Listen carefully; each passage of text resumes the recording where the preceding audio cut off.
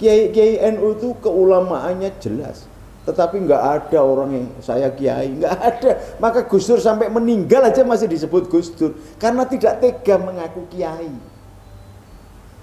Lah ini ulama lagi, waduh, itu pertanggungjawabannya.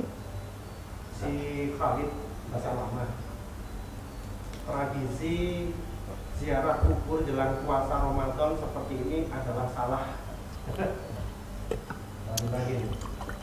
Ya sudahlah, Khalid itu saya kan sering bolak-balik ngomong, saya merujuk ucapannya Kiai Said Akil Sirot, orang yang jenggotnya panjang, makin panjang jenggotnya makin goblok otaknya. Jadi orang yang kayak begini, makanya bener itu Mas Jokowi masang Menteri Agama model Gus Yakut begitu, model panser begitu, tabrakin semua, bener begitu. Karena ya yang dihadapi bongkahan-bongkahan berangkal yang nggak ngerti aturan begitu, yang kemudian karena kebesaran Islam yang ada di Indonesia, maka semua orang boleh mengklaim dirinya sebagai ulama, sebagai ustadz, ngawur nggak karu-karuan. Saya yakin itu nanti Gus Yakut akan memunculkan kebijakan orang-orang yang model kayak begini ini.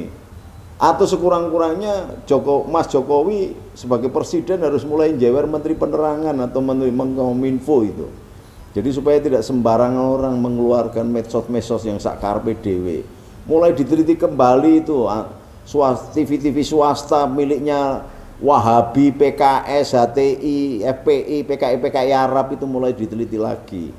Jangan kemudian NU yang berjuang kayak begini, satu stasiun TV aja tidak diberikan oleh pemerintah. Ini kesalahan fatal. Maka zaman Pak Harto dulu tidak ada Menteri Penerangan kecuali dipegang seorang jenderal, karena nasionalismenya, ideologinya sudah clear. Nah ini Tifatul Sembiring sama anaknya aja ribut. Jadi, lulusan STM dulu di Menteri Penerangan, tidak ngerti apa-apa, hanya dijadikan sebagai alat bagi-bagi channel, bagi-bagi slot radio, TV dan sebagainya. Dan itu ke seluruh daerah, diantaranya dulu yang membagi slot di Jawa Tengah itu Jainal Petir, itu pendiri FPI yang diobrak-abrik oleh anak saya Mustafa Mahendra itu. Ini sudah parah, termasuk pertanian ini sudah harus mulai. Mbak Sri Mulyani sudah, perempuan aja berani membabat habis orang-orang radikal yang ada di dalam departemennya.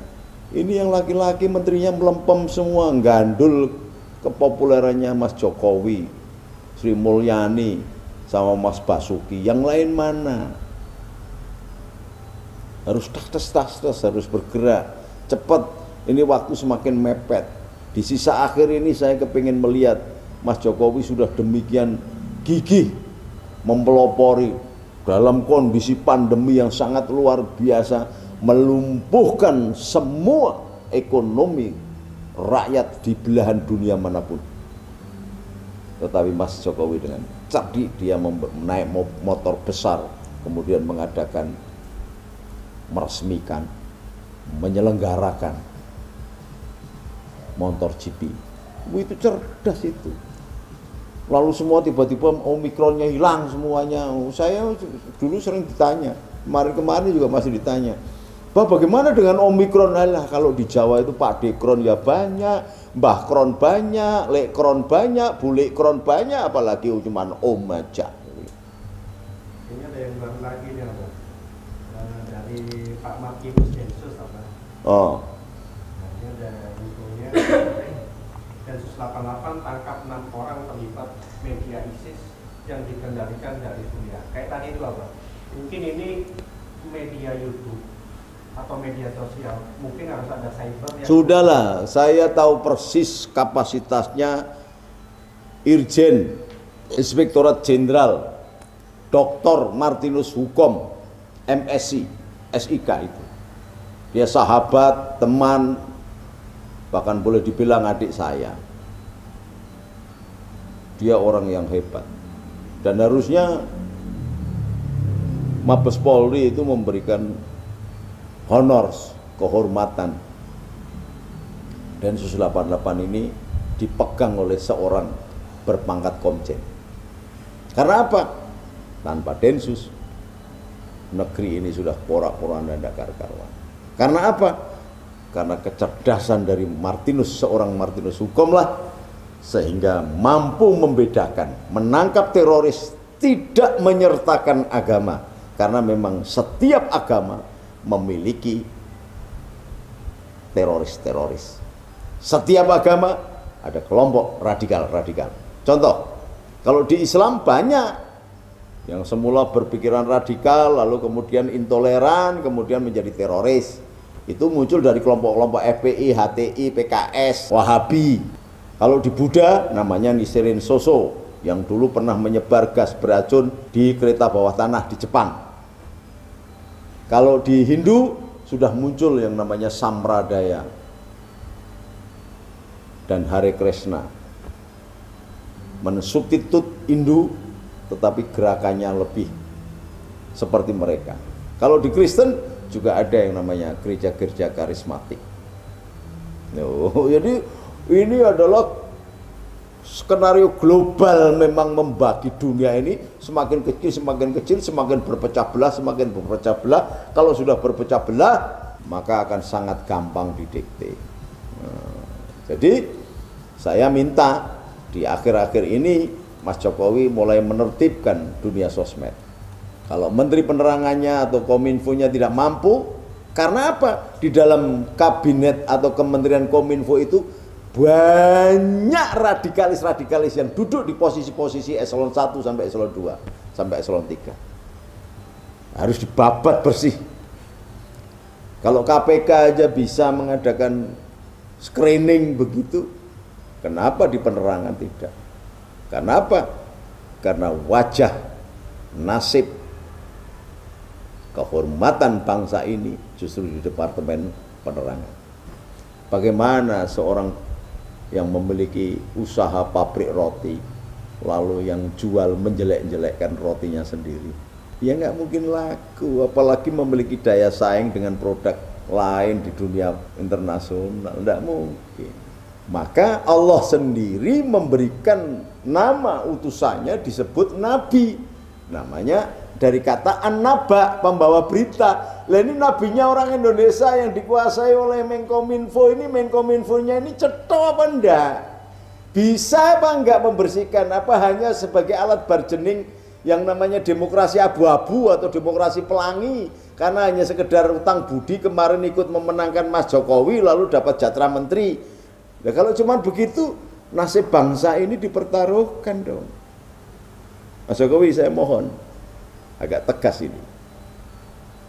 Kasihan Densus 88, polisi, tentara, para kiai menjelaskan tanpa bayar kiai-kiai itu. Lalu di-downgrade-kan dengan berita-berita dengan alasannya demokrasi, hak asasi manusia melalui Departemen Penerangan yang membiarkan. Tolong, kalau memang undang-undangannya sudah harus begitu, rubah undang-undangnya. Pemilik slot-slot TV swasta ini semuanya radikal. Pemilik slot-slot TV swasta ini semuanya mengarahkan kepada penyesatan agama. Mengatakan bid'ah sesuatu yang tidak dilakukan oleh Nabi adalah bid'ah. Kulu bid'atin dolalah, kulu dolalatin finar. Ini berbahaya ini.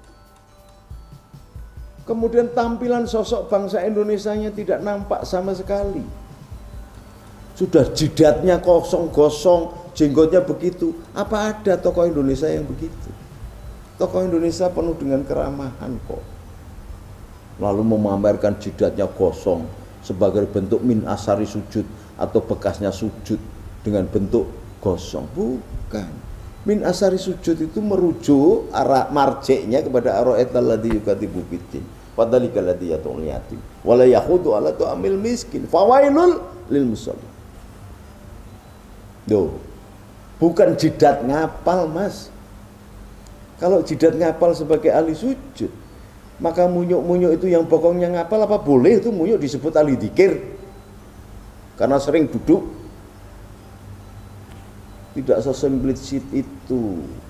Dalam beragama ada 3 tingkatan paling tidak. Kalau tingkatan syariat monggo. Tapi kita harus mencapai kemakrifatan.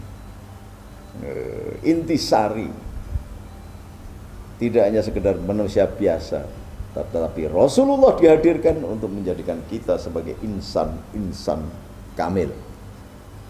Insan kamil yang senantiasa bermanfaat bagi yang lain. Migunani tumrapen lian. Khairun nas anfa'uhum linnas. Bukan khairul muslim anfa'uhum lil muslim, bukan. Khairun nas anfa'uhum linnas, karena Al-Qur'an bukan hanya untuk orang Islam. Al-Qur'an adalah buku rujukan firman Allah untuk semua alam. Ingat itu. Bukan hanya untuk orang Islam. Bahkan Al-Qur'an mengobati hati yang sakit dan segala penyakit fikir. Wa nunazilu minal Qur'an ma huwa sifa wa rahmah, bahkan tanda kasih kepada Allah, dari Allah. Oh, gitu loh. Orang baca Quran kok malah maki-maki orang, yang bener aja dul. Maka bukan al-habib warasatul anbiya, bukan. Al-ulama warasatul anbiya. Al-ulama khulafatul anbiya. Bukan al-habib. Ini perlu disadari, al-ulama pewarisnya para nabi.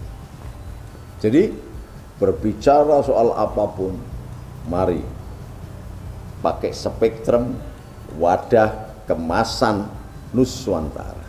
Jangan malah karena engkau belajar ke sono kemari lalu budayanya kamu bawa masuk ke Indonesia untuk merusak budaya Indonesia. Boleh belajar di mana saja. Kenalkan budaya Indonesia supaya dunia ini makin baik. Jangan sebaliknya, budaya-budaya asing yang tidak karu-karuan engkau bawa masuk ke Indonesia lalu kemudian engkau anggap sebagai justifikasi pembenaran sebuah ajaran. Salah besar itu. Tidak boleh. Orang Amerika tuh belajar nyinden, belajar gamelan, belajar wayang.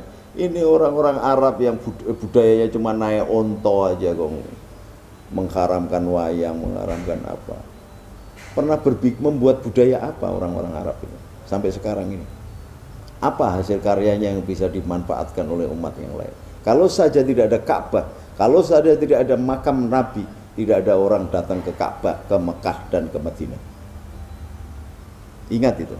Karena Quran memerintahkan wa'adin finnasi bil haji yatuka rijalan wa ala kulli dhamirin yatina min kulli fajin amik liyasadu manafi allahum, maka berbondong-bondonglah manusia di dunia ini datang ke Arab, wabil khusus ke Makkatul Mukarramah wa Madinatul Munawwarah. Dilihat apa? Budayanya. Tidak ada budayanya yang baik. Kalau toh ada, tidak cocok untuk Indonesia. Jadi silakan mau belajar ke Arab, ke Cina, ke Inggris, ke Perancis, sampai ke sundul langit sana, ke Jepang, ke silakan. Tapi jangan bawa budayanya. Tetapi engkau datang kemana-mana, kenalkan budayanya. Saya keliling Amerika, saya keliling negara Arab, saya pakai budaya. Ini ikat Singosari. Dan saya pasti bawa banyak, karena mereka pada datang. Termasuk Taufikur Rahman Al-Buti, putranya Abdurrahman Al-Buti yang dibom ketika di masjid di Syria. Begitu ketemu saya, minta udeng saya, tak kasih. Orang-orang Palestina, orang-orang mana, tak kasih. Orang-orang Arab, tak kasih. Bahkan utusan Gedung Putih yang datang ke sini 5 orang, tak kasih semua.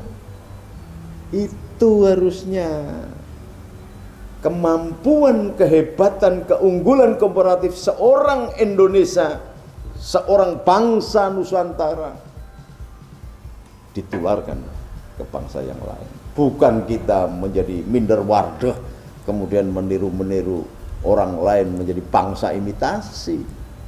Sehebat-hebat imitasi masih kalah dengan yang asli.